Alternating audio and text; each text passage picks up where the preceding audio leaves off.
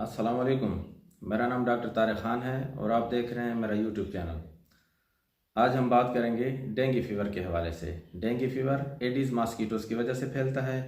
इस वीडियो में हम डिस्कस करेंगे कि इसकी क्या अलामात होती हैं, इसके कितने फेजेस होते हैं, वो कौन सी कंडीशन है कि जिसमें पेशेंट को आप घर में उसकी ट्रीटमेंट कर सकते हैं, या उसके कौन से वार्निंग साइन एंड सिम्टम्स होंगे कि आप उन्हें फिर हॉस्पिटल में एडमिट कराना लाजमी हो जाता है। सबसे पहले बात करते हैं इनकी अलामात की। अलामात में शदीद सर दर्द, जिस्म में दर्द, आंखों के पिछले हिस्से में दर्द, जिसे मेडिकल में रिट्रो ऑर्बिटल पेन कहते हैं। पूरे जिस्म में दर्द होता है, उल्टियाँ आती हैं, दस्त आते हैं। इसके अलावा सर चकराना, भूख का ना लगना, इंतहाई कमज़ोरी महसूस होना, ये इसकी अलामात में से होती हैं। इसकी जनरल साइन एंड सिम्टम्स होती हैं। कुछ अलामात इसमें कॉम्प्लिकेटेड होती हैं, जिसमें जिस्म के किसी हिस्से से खून आना। उस केस में पेशेंट को हॉस्पिटल में एडमिट कराना ज़रूरी हो जाता है।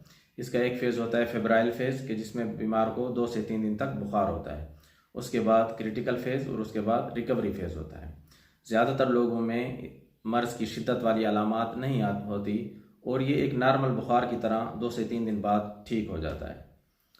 अगर उसमें शिद्दत ना हो, आपने CBC टेस्ट किया है, डॉक्टर से चेकअप कराया है, उसमें platelet count with in control है, तो आप प्रिस्क्रिप्शन को फॉलो करें।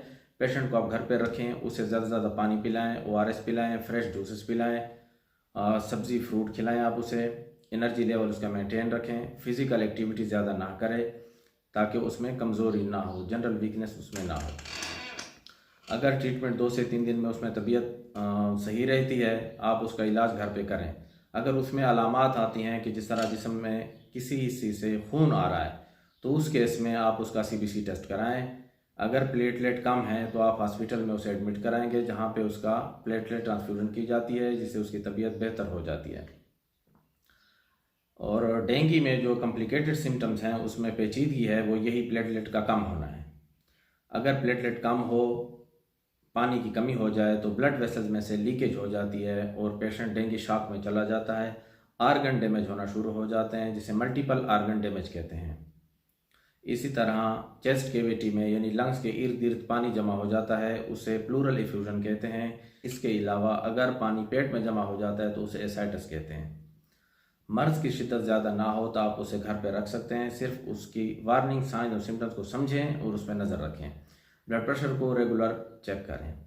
वार्निंग साइंस में यह है कि अगर बीमार कंप्लेंट करे कि शदीद उसके पेट में दर्द हो रहा है, उल्टियाँ कंट्रोल नहीं हो रही, आंखों में खून के धब्बे या जिस्म के किसी हिस्से से भी खून अगर आ रहा है, तो उस केस में पेशेंट को आप एडमिट कराएं। नहीं तो आप घर पे उसकी ट्रीटमेंट कर सकते हैं।